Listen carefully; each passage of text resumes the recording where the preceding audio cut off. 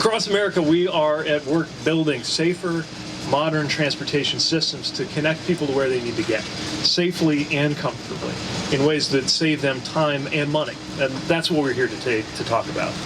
This is an airport that was expanded about 90 years ago through the New Deal. There were hundreds of airports across America that were built or were modernized by the FDR administration. It's part of what allowed America to usher in the modern aviation age as we know it, and secured generations of good jobs, not just in aviation, but in the many regions that were served by great airports.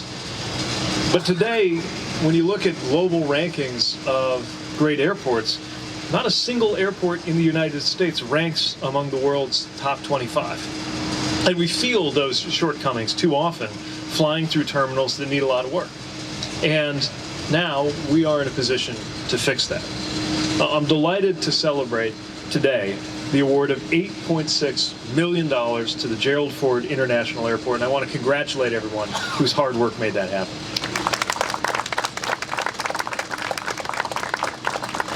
As part of the Terminal Gate expansion project here, this grant is going to help to fund 8 new passenger boarding bridges so that this airport is able to handle more travelers and so that they can walk or roll more comfortably from their gate to their plane.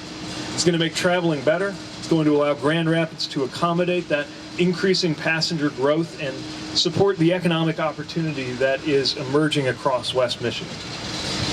Wherever you're headed and whatever reason you have for traveling, you deserve to be able to sit or eat or charge your phone without overcrowding and to be able to get through security and baggage without unnecessary stress or delay. Everybody has their airport horror story. It's almost a ritual in American conversation.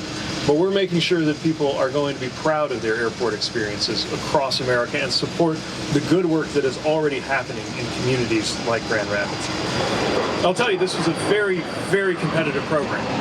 We're proud to announce almost $1 billion of funding that we're awarding right now to improve journeys at airports across America. We got about $14 billion worth of applications, so it gives you a sense of just how good a project needed to be in order to qualify and how much need is out there. Now, I just want to give you a flavor of the work we're doing across the country that we're announcing through this distribution of grants. In Pittsburgh, they're adding a new landside terminal with more efficient security checkpoint, better baggage system, and other improvements to make trips easier. In Orlando, it's 4 new gates to serve aircraft of different sizes. In Chattanooga, it's a terminal expansion that will include new gates, better TSA screening lanes, and better bathrooms. In Austin, they're adding capacity. In Huntsville, Alabama, they're improving their escalators and elevators and their nursing rooms.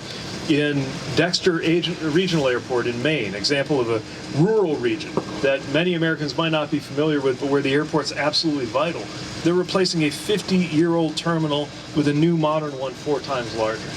Chamberlain, South Dakota has a mobile home right now for their general aviation terminal. We're going to fund them to construct a new one.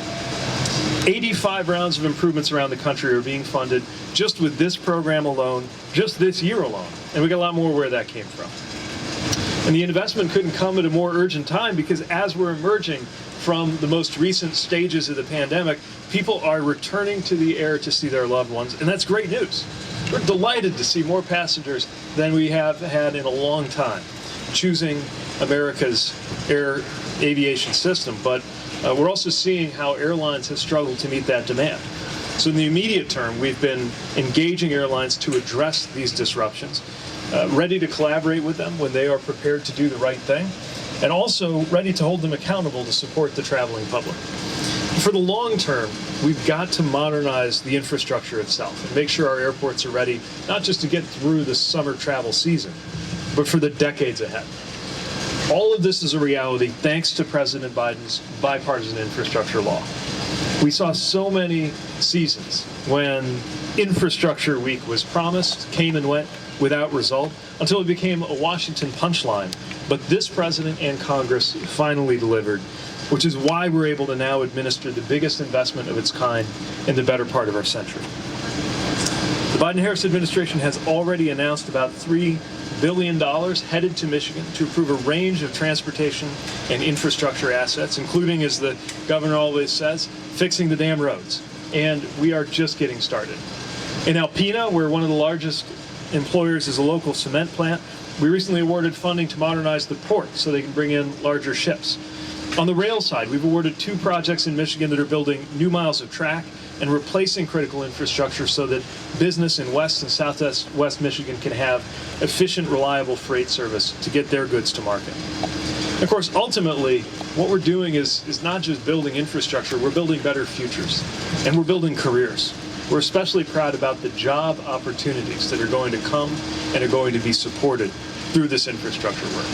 Because of that, we are going to be proud of this, not infrastructure week, not infrastructure year, but an infrastructure decade that will put America where it belongs, in the front of the pack, as our global competitiveness returns to where it needs to be and as opportunity is spread throughout the United States. So we're proud of this work.